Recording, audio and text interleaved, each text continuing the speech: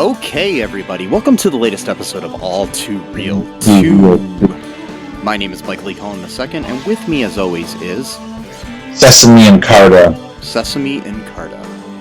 Yeah. That is a very interesting name that you're going to use. It is. It's a good one. You're continuing to use that. Sure, yeah. Yes. Did you legally change that? Well, define legal. I mean, just as legally as Russia is invading Ukraine, I guess, just as legal as that. So no, it's not legal. So you're telling me that you're Ukrainian? Is that what you're saying? No, I'm saying I'm Russian, and never mind. It was a bad joke. You better slow down if you're Russian. It didn't land. Yeah, that's right. Wow. So, anyways, quit stalling. What was the one joke? Quit stalling and grab a beer, or quit. or I don't know. something like that. Never. Quit stalling. You're Russian. Anyways, that's what it was. Quit stalling. Enough with the Russian jokes. I don't have anything against Russian. No, me people. either. But I just think Vladimir Putin's a piece of shit. Okay, anyway. Yes. So, who knows? By the time this airs, what'll happen in the world? Yeah. Yeah. But anyways, so this week on the show,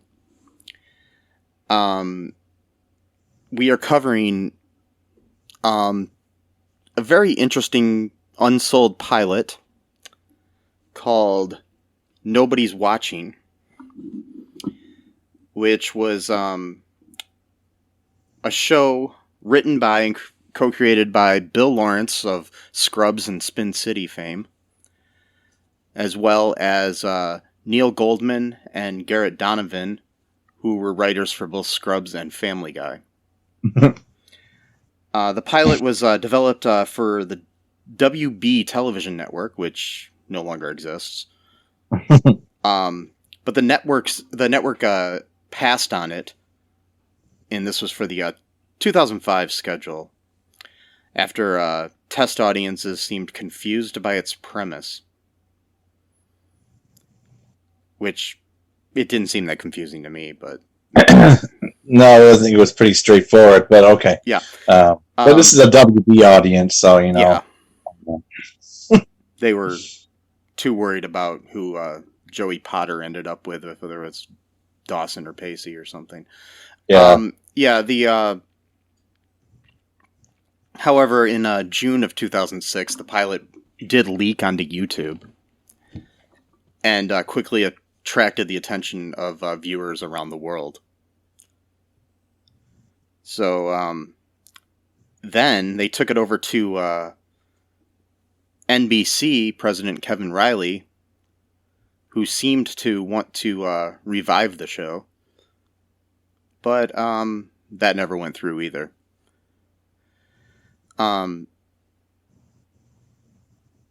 So yeah. That's the history of that show.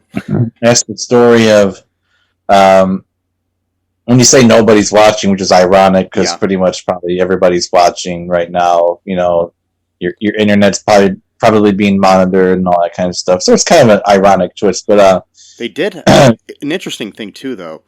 The characters of Will and Derek from the show appeared as extras on certain NBC television shows, in preparation for the show to possibly be picked up, including Days of Our Lives, the soap opera.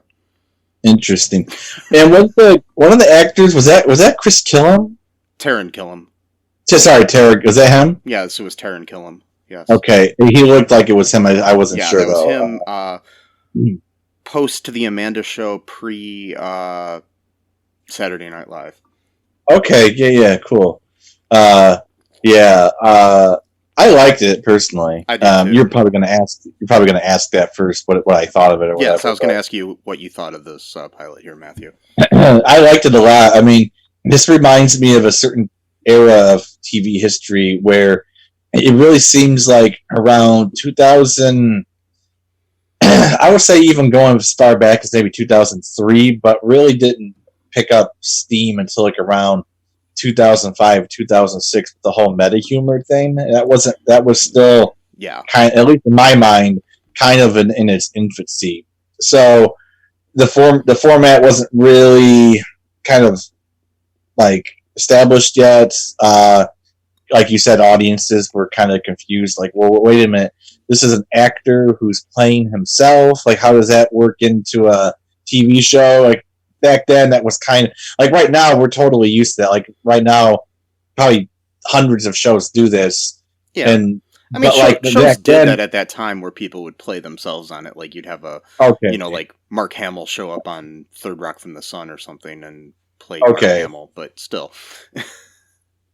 But yeah, it was, I liked it. I mean, personally, I would have watched it. I mean, if they had like a regular, like, every week, every Thursday, even if it was like the 9 o'clock, 10 o'clock, I would imagine since the show being kind of how it was, kind of weird how it was, I would imagine they would probably put that at like 10 o'clock, just late, late at night.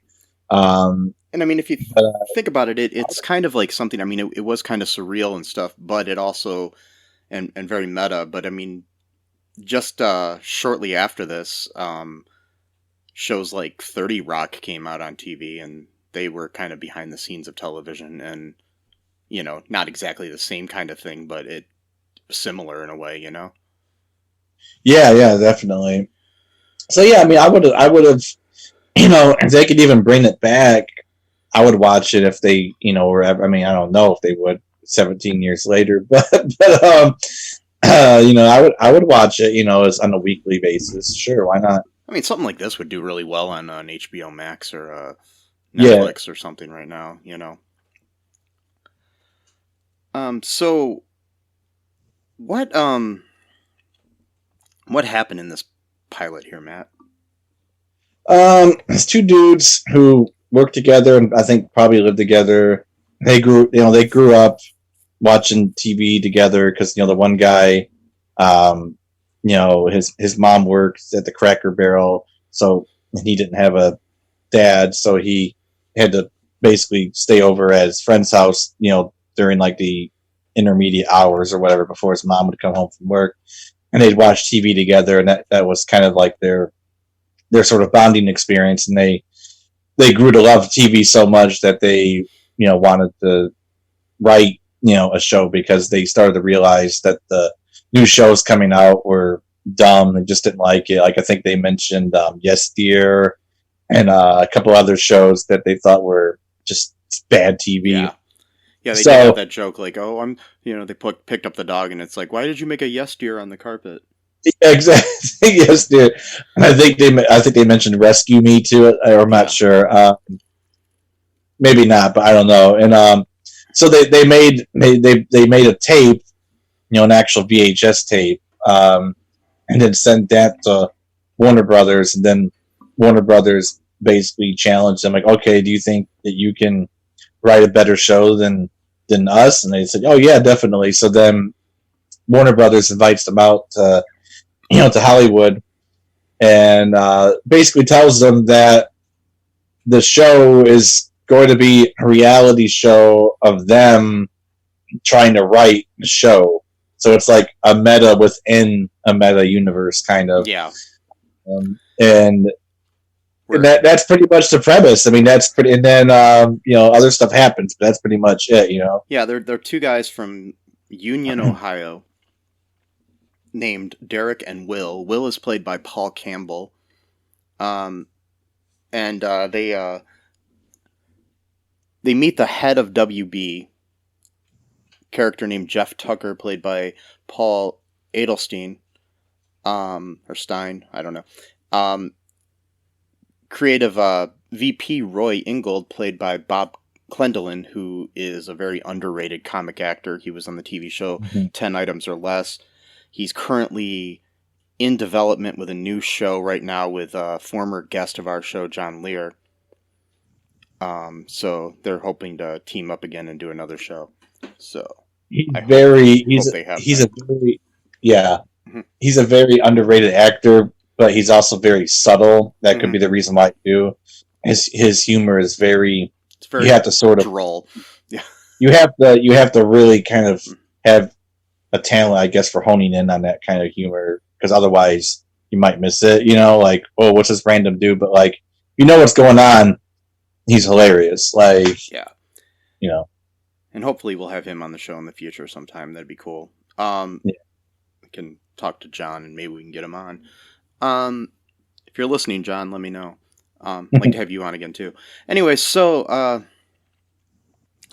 they introduce Tucker's assistant, who is introduced as Jill something. Yeah, Jill something. Yeah, That's her name, literally. Yeah, played by Lauren Bittner. Basically, Tucker, like you were saying, tells them, "Hey, create your own sitcom here." And while they're working on it, they get to live basically at the studio with an audience in front of them at all times on various sitcom type sets, like a office and a house and a whatever else there was. Yeah. And they have a camera crew following them around all of the Warner Brothers studios when they're not on sets, and a live studio audience, like I said, is there as they're on the working sets, which, yeah, creepy.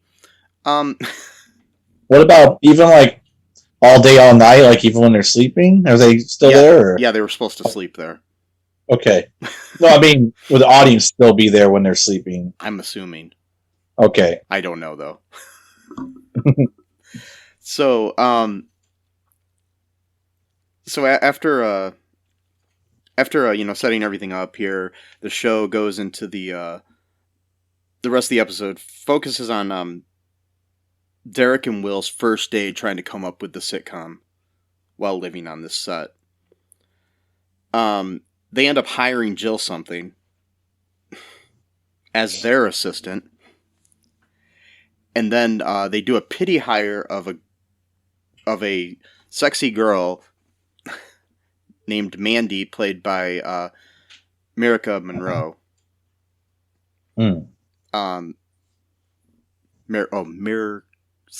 Mercia Monroe. Sorry, I'm bad at pronouncing names. Who she had just been fired from the WB gift shop because she didn't think it was because she voiced her opinion that putting the words Smallville on men's jockey shorts probably wouldn't be a good idea. Yeah. So wow. Yes. So Tucker and Ingold end up interfering and introduce narrative conflicts through the show, like reality TV people do. Mm-hmm. At one point,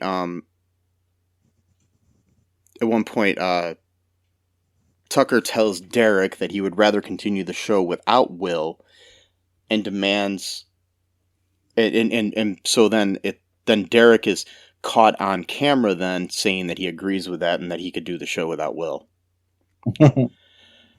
which they then play back for Will, so they create this fake conflict in the show. He also insists that Mandy kiss Will even though she likes Derek. And Derek's the one that hired her? Is that the one? No, Will's the one that hired her, but she prefers Derek, which is Taron Killam's character. Oh, see, that confused me. Yeah. Because it... Okay, because I got confused by the names for it, man, because he's like, I have no... Yeah, after she got to the set, she kind of basically started having like some chemistry with Derek. Oh, okay. Yeah. Because I was just confused because it seemed like at first, when Derek was talking to her, that seemed like she kind of, they got each other, understood each other, whatever. So I was confused because I thought that the producers got the two guys' names mixed up because like they didn't care about them, whatever. They like, may have. Who knows? oh, okay. I watched it at like 4 a.m, so I Yeah. probably got confused or whatever. But okay. But yeah, basically they're living on the set with an audience there. Not a whole lot happens really. I mean, there's the conflict between Will and Derek there that ends up getting resolved. We do learn that they think that they're alone when they're in the bathrooms, but there's cameras in the toilets and everything. It's kind of creepy. Yes. Well, not kind of. It is. It is creepy. It's illegal. Because it's illegal. Yeah, and there's cameras like literally in the actual toilets themselves. Mm-hmm. Like, yeah, like in the urinals. Yes. Yeah. So at the end of the show, the title is explained in the last scene. The cast is hanging out on the sitcom set, with the live audience reacting as if it's an actual show, which is weird because they laugh at things and do their awes and everything like that to everything that the guys are doing in their real lives, basically. Will says that Nobody's Watching is a perfect name for a sitcom they are developing. Thus, Nobody's Watching is the name of the fake sitcom in the fake reality show Nobody's Watching. Yeah. You get it? So Nobody's Watching is the name of the show within the show within the show. And, yeah. Yeah, you get it? Yep. Get it? Good. Derek protests then that Nobody's Watching is a terrible name because critics will constantly ridicule them with comments like Nobody's watching. Right. And yeah. And then nobody did watch because they passed on the... Well, nobody could watch. People did like it once they could watch it. I guess they did do a few follow-up like YouTube videos, which I can't find anywhere, but really? Yeah. We probably took them down since then. I did forget that at one point we do see Uncle Phil from Fresh Prince. Yeah. James Avery. We see Tom Bosley from Happy Days, who played Mr. C on Happy Days. And then Alan Thicke all playing themselves. Alan Thicke from Growing Pains. Then Alan Thicke's there at the show too, basically to be the dad that Will never had. Right, yeah, he sings the Growing Pains theme song. And yeah. Yeah. That's hilarious. Which was a little bit ahead of its time of Alan Thicke playing himself on How I Met Your Mother. That's right. You want to notice something too? Because I was it's not related to this, but I was going through like another deep dive of Cobra Kai, and I was just doing some research on William Zabka, is that his name? Yeah. Or Zap? And I never realized that he played himself in How I Met Your Mother, and I thought that was hilarious. He's like, everyone thinks I'm a bad guy in real life just because I played, Johnny Lawrence in The Karate Kid, and they showed people like throwing popcorn at him every time he's in the movie theater, and I thought that was pretty cool. Yeah, he was on a few episodes of that. And then, and also on How I Met Your Mother, Taron Killam was a recurring character on there, of Gary Blauman. And, that's right. Yeah, and in real life, he's married to Kobe Smulders, who played Robin. So interesting. Yeah, interesting. So yeah. Do you want to take a quick break and then we can look at some reviews and stuff for this, Matt? Yeah, sure. Okay, we'll be right back.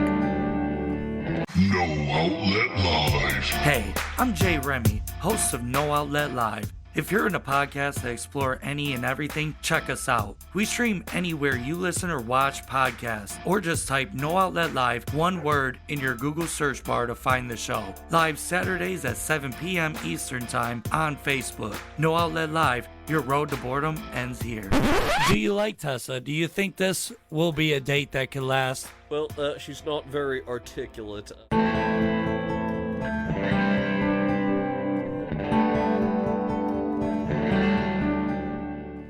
And we are back. Okay, so you want to hear some reviews here, Matt? Sure. Okay, here's one from Martin Haffer, who's a regular reviewer on our show.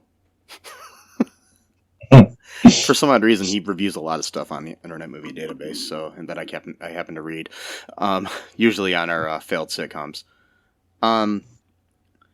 He said it's a 6 out of 10. He wrote this on June 17th of 2020. It had some promise. Apart from being a bit annoying at times, Nobody's Watching is a failed TV pilot that seemed to have some promise. After all, originality is something decidedly lacking in most TV shows, and it was original. The premise is insane. The WB network has seen a video created by two ordinary guys, Derek and Will. They essentially complain that most sitcoms stink and that they can make a better one. And in a ludicrous twist, some executives see it and decide to give the two friends a show, or rather a show about making a show. In other words, they'll have a reality TV show where they can show the process of making the show. Of course, it really is a sitcom, and none of it is real in the least. The show had promise, but sometimes it seemed to try a bit too hard. It also seemed designed for younger audiences, and I couldn't imagine older folks watching it. Nor, for that matter, most of what's on the WB. If you are curious about this odd show, it's currently on YouTube. Yes. Okay, let's see here. That's where we found it. Yeah. On the failed and Most of these reviews are very positive. Here's another one from back in 2006, like shortly after it leaked online. It's from Buff38, back in June 28th of 2006. Great show, 9 out of 10. Have to say, I just watched all 3 parts of this show on YouTube and really enjoyed it. Good chemistry in the cast, a great fresh idea for a show, and funny enough to compete with most of the yes dear on TV now. I would love to see something come of it rather than it being passed up by the networks. Be great to see more of this sort of thing on the internet too, so we can see what kind of shows they are passing on. Anyone know if it's truly dead in the water, or is there still life in it? And they were asking that back in June of 2006. So yeah. Oh, okay. Yeah. So they must have had the next 2 episodes on YouTube back then, but Well, no, can't find it. I think at the time there was a time limit on YouTube, so you could only do like 10-minute increments in videos. So Oh yeah, that's right. Yeah, I remember that. That was such a dumb thing. And then it was 15 minutes, and then it was any amount, I think, or not. I don't know. It's weird because sometimes I see videos that are literally 72 hours long of just like a fan, yeah. Going on. But then I read that YouTube only lets you do 10 hours, so I'm not sure how they are managed to. Yeah, I don't get know the either. inconsistent. It's kind of like me in the music I do, my mashups, where I'll get a copyright flag for using copyrighted material, but then I follow a whole bunch of other mashup artists on YouTube, not just DJ Cummerbund, he's my favorite, but there's other ones too, and they're all able to somehow use music videos and stuff, so I don't know what they're doing that somehow bypasses copyright law when they're getting like hundreds of thousands of views, but like at most I get like maybe 40 views, and half of them are me and my parents and maybe you. I don't understand how YouTube is going after me like, that guy right there, he used a music video, but DJ Cummerbund, he's got 500,000 views. Who cares? I'm like, he's got a greater reach, so what that mean? He's doing worse damage for copyright violation? But okay, whatever. Or he has some kind of deal with YouTube. I doubt it though. It's because these mashup artists are not rich. No. None of them are. Like they're not. This is just something they do for fun. Like this is not. Like he does. I mean, I'm not disparaging him. He's a great artist, musician, but he doesn't like have like clout when it comes to that kind of thing. So I have no idea. Maybe he does. Maybe he asked, "Hey, YouTube, can I do this? Maybe I should do that. Maybe I should contest some copyright claim to just say, hey, I'm just doing this for fun, or I'm doing it for a, creative project." I would contest them all, honestly, if I were you. Yeah, I just gotta start doing that. So, There's no which reason. is weird. Yeah, there's no reason, but the Katy Perry stuff I do always seems to be fine. I never had an issue with the Katy Perry stuff. But the one thing that I had issues with was M83, which is a French electronic rock kind of duo. Don't get me wrong, M83 is an awesome band, but pretty sure Katy Perry's a bigger artist than M83, but yet Katy Perry's free reign apparently, but M83 isn't. I'm very fascinated by the inconsistency of like copyright law. It's a very interesting subject. Anyway, sorry, I didn't mean to go off on a tangent. Oh no, that's fine. I mean, and it just could be that they're different publishers have different issues with things, you know. Yeah. Maybe one's more lenient than the other. Mm-hmm. And I know GM is really the hard ass about stuff. They don't like that. Yeah. Or is it MG? I don't remember which one, but yeah. Anyways, any other thoughts here on this episode here, Matt? No, not really. I mean, it was pretty straightforward. There wasn't a lot that went into the, it was wasn't a lot of activity in the episode. So, yeah, this one's kind of probably a short episode that we're doing here, but that's probably because this, not a lot happened in this episode, and also it was good. I mean, as opposed to a lot of the other ones that are easier to talk about because they're bad. Exactly. It's much easier to complain about stuff. Totally. And that's actually a psychological fact. It's much easier to find stuff wrong with things than right with things. So, I mean, what's that? I will say it was kind of cool seeing a young Taran kill him. Yeah. I mean, I've seen him, I remember he was on the Amanda show and he was, younger than this even. So, but yeah. Never saw that show, Amanda's show. Yeah, it was on, it was like kind of a All That spin-off sort of thing. Oh, okay. Where Drake and Josh got their start. Oh, okay. Yeah. Speaking of How I Met Your Mother, one of them, is it Drake or Josh that's in How I Met Your Mother? Yeah, Josh. Because Drake we could do a whole episode about sometime, and we should. Why is that? Is he like bad or something? He's a piece of shit human being. Drake Bell sexually groomed a bunch of underage girls and stuff. Oh, Jesus. Yeah. So, yeah. A lot of that going on. Yeah, and then he moved to Mexico and stuff too. So, yeah. Like, did he flee or something, or did he just move there? Like, he moved there, but I mean that has nothing to do with anything. I don't think he's saying that it had nothing to do with it, but supposedly he was sexually, grooming and also harassing and possibly raping girls like as young as 15 and stuff and different things. Jesus, so, that's terrible, man. Yeah. That's fucking. Well, yeah, I've been watching a video by her name is Jessie Gender on YouTube. She's got a great channel. She does a lot of video essays, and her latest one is about cancel culture, but it's like posed to cancel culture, but not for the reasons that like for the people who like defend Dave Chappelle as though he's like a living deity. Yeah. It's more of like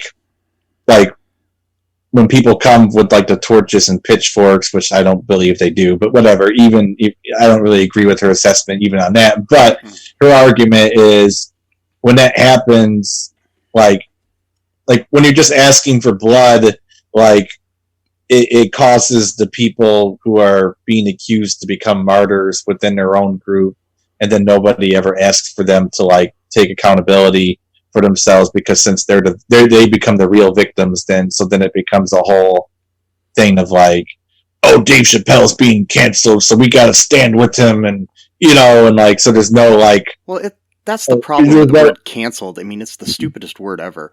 Yeah, I know. It's it's consequences. It's not canceling. I mean, the thing is, it's like if you do something like sexually harass somebody or say something homophobic or whatever, there should be some kind of accountability for that. You can't just seem to get away with it. I mean, you have all the right in the world to say whatever you want, but when you double down and triple down on it and don't understand that you're hurting people by saying what you say, or more specifically when you're, even worse, when you're somebody like a Bill Cosby or a Drake Bell or something where you actually sexually harass people or sexually molest or rape people.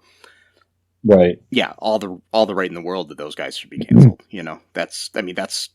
I'm not giving somebody like Dave Chappelle a pass or anything, but what he did pales in comparison to what Bill Cosby did. So Right, yeah, exactly.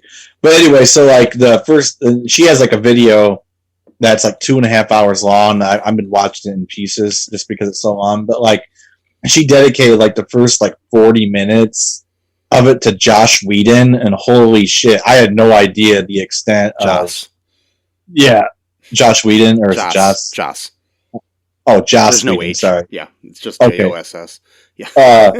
Yeah, but I had no idea of the extent of like all the allegations about stuff and whatever. It was pretty wild.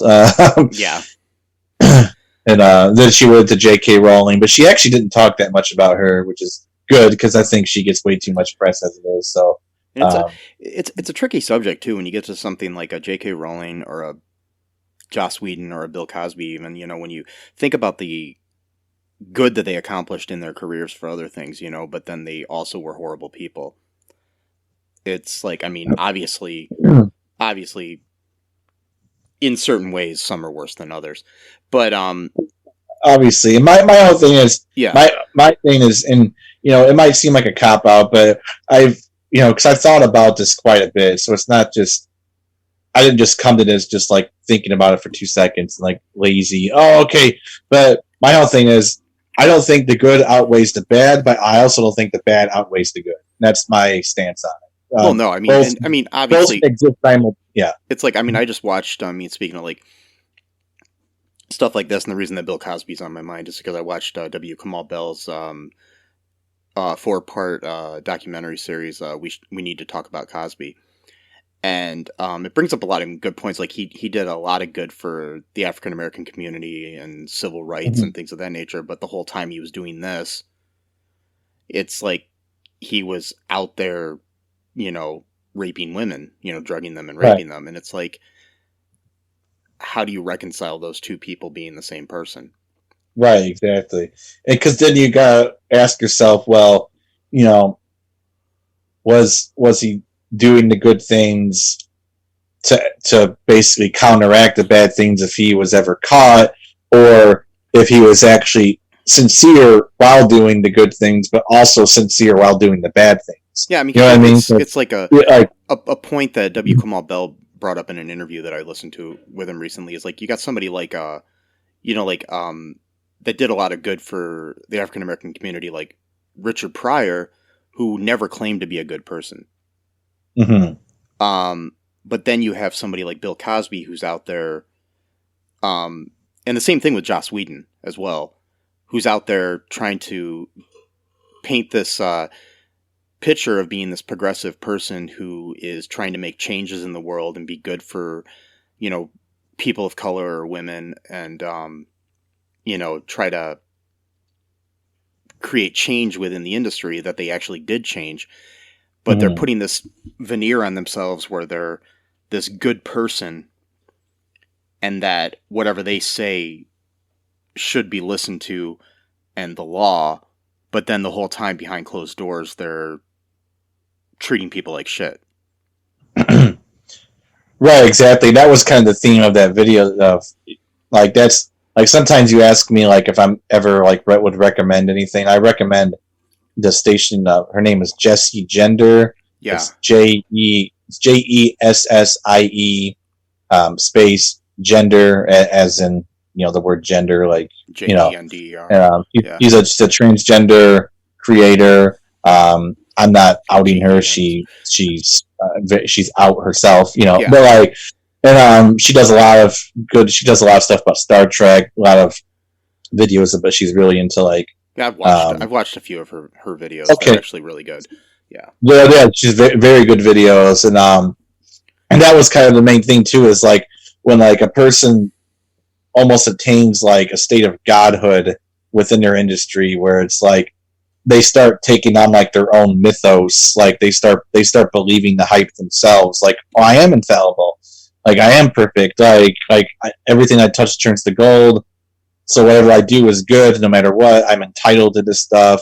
If anyone denies me anything, it's their problem, they're the bad guy, and that's really dangerous when you have people that you surround yourself with who are pretty much just yes men or yes women or yes non-binary people. Or they watched the TV show Yes Dear. Or yeah, they watch show Yes Dear, of course. anyone who watches Yes Dear is anti-woke. So No. I don't know. Makes no sense. But Yeah. how do we get on this exactly? It doesn't matter. We always go on But tangent. anyways, back It to doesn't matter. Yeah, but I mean, basically, just be good people. You don't have to worry about somebody canceling you if you actually are, a good person. Quote unquote canceling. But yeah. Anyways, any other final thoughts here before we wrap things up, Matt? No, just if you're a religious person or if you're a spiritual person, I would just suggest that you pray for Ukraine or donate if you have the money to donate to causes, whether it be for food, aid, or even weapons if it's legal. I'm not sure if it's legal to donate to send weapons over there, but pretty sure it's not. But well, do whatever is legally within your power is what I'm saying. But that's all I'm saying. If you can get away with it somehow, they do need weapons. I'm just saying that. Yeah. So whatever you need to do. By the way, I'm not advocating breaking the law. I'm just saying if there's ways to skate around it in a legal fashion, they do need weapons. It's just a fact of life. Mm-hmm. They do need weapons. And hopefully by the time this airs, things are better there. I doubt it, but we'll see. Yeah. Yeah. Anyways, also, be safe, people in general. Just, wear masks for the COVID stuff. Wear condoms for the other stuff. And no, wear condoms for the COVID stuff. Oh yeah, all the time. And you wear masks. You wear masks for the sex stuff. I think you're confused, Matthew. Oh, okay, sorry. Yeah, you've got that backwards. Okay, sorry. Yeah, so don't cancel him for that.